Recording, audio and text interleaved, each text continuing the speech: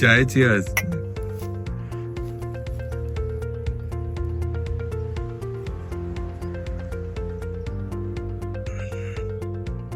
Refreshing. আজকের ব্লগটা যেন একেবারেই সিনেমার দৃশ্য থেকে তুলে আনা। সবুজে মোড়া এক অর্গানিক চা বাগানের মাঝে বসে নিজের হাতে বানানো এক কাপ চা।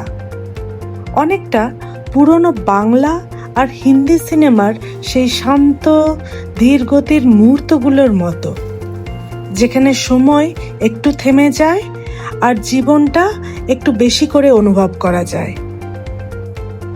সকালের হালকা রোদ, মাটির গন্ধ আর দূরে পাখির ডাক, এই নিস্তব্ধতার মাঝেই আমি ঠিক করলাম আজকের চাটা হবে একদম নিজের হাতে বানানো।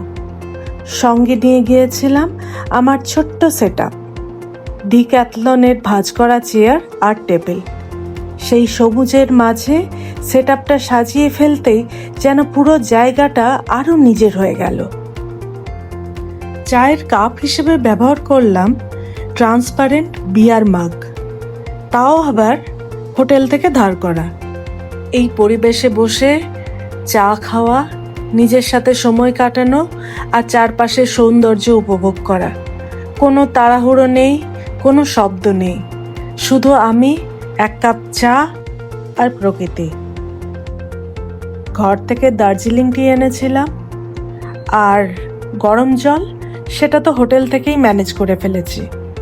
ব্যাস, টিপটে ঢেলে দাও, গরম জল দিয়ে দাও, তারপর 3 মিনিটস ব্রিউইং টাইম। আমি আজকাল দার্জিলিং টিয়ের সাথে অপরাজিতা ফুলও অ্যাড করে দিচ্ছি, তাতে এত সুন্দর একটা গ্রিন কালার আসে যে কি বলবো। এতে দার্জিলিং টির স্বাদটা তো একেবারেই বদলায় না, কিন্তু দেখতে বেশ অন্যরকম লাগে। চারপাশে শুধু সবুজ, দূরে পাহাড় আর হালকা বাতাসে চা পাতার দোল, একেবারে পিকচার পারফেক্ট সেটআপ। সকালের দিকটা বেশ ঠান্ডা লাগছিল, তাই গাড়িতে রাখা ওভারকোটটা পরেই এলাম। ধীরে ধীরে চায়ের রং গাঢ় হচ্ছিল। তখন মনে হচ্ছিল আমি শুধু চাই বানাচ্ছি এমন নয়, যেন একটা মুহূর্তও তৈরি করছি।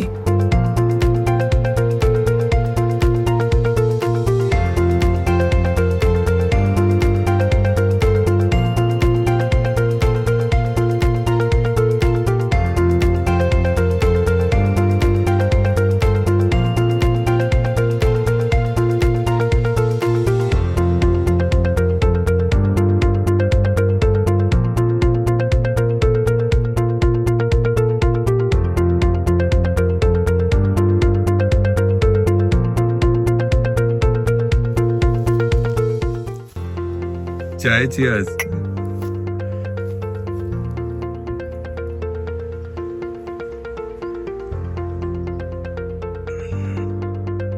রিফ্রেশিং। চায়ের প্রথম চুমুকটা ছিল অসাধারণ, শুধু স্বাদের জন্য নয়, বরং সেই পরিবেশ, সেই নীরবতা আর নিজের হাতে বানানোর আনন্দ, সব মিলিয়ে একটা আলাদাই অনুভূতি। শহরের কোলাহল থেকে অনেক দূরে এই ছোট্ট বিরতিটা যেন মনকে নতুন করে সাজিয়ে দিল। এই ব্লগে আমি চেষ্টা করেছি সেই সিম্পল অথচ সুন্দর অনুভূতিটা তোমাদের কাছে পৌঁছে দিতে। মাঝে মাঝে আমাদের সকলেরই দরকার হয় এমন কিছু মুহূর্তে, যেখানে খুব সাধারণ একটা কাজ, যেমন চা বানানো, হয়ে ওঠে এক অসাধারণ অভিজ্ঞতা।